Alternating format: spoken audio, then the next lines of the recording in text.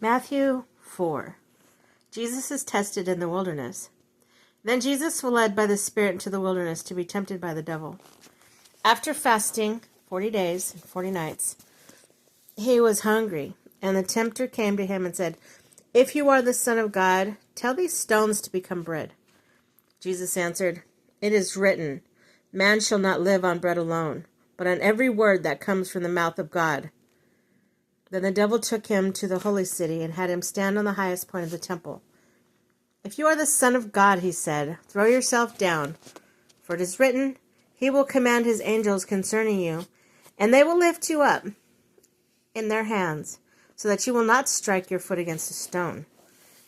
Jesus answered him, "It is also written, do not put the Lord your God to the test."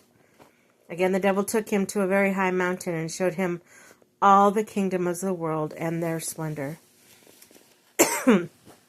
"All this I will give you," he said, "if you'll bow down and worship me."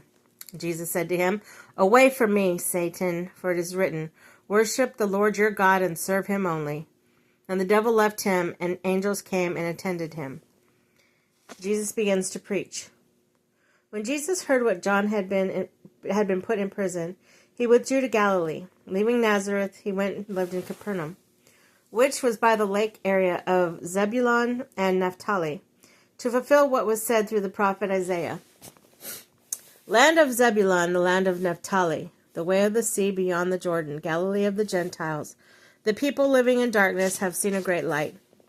On those living in the land of the shadow of death, a light has dawned." From that time on, Jesus began preaching, "Repent, for the kingdom of heaven has come near." Jesus calls his first disciples. As Jesus walks beside the Sea of Galilee, he said he saw two brothers, Simon, called Peter, and his brother Andrew. They were casting a net into the lake, for they were fishermen. "Come, follow me," Jesus said, "and I will send you out to fish for people." At once they left their nets and followed him. Going on from there, he saw two brothers, James, the son of Zebedee, his brother John. They were in a boat with their father Zebedee, preparing their nets.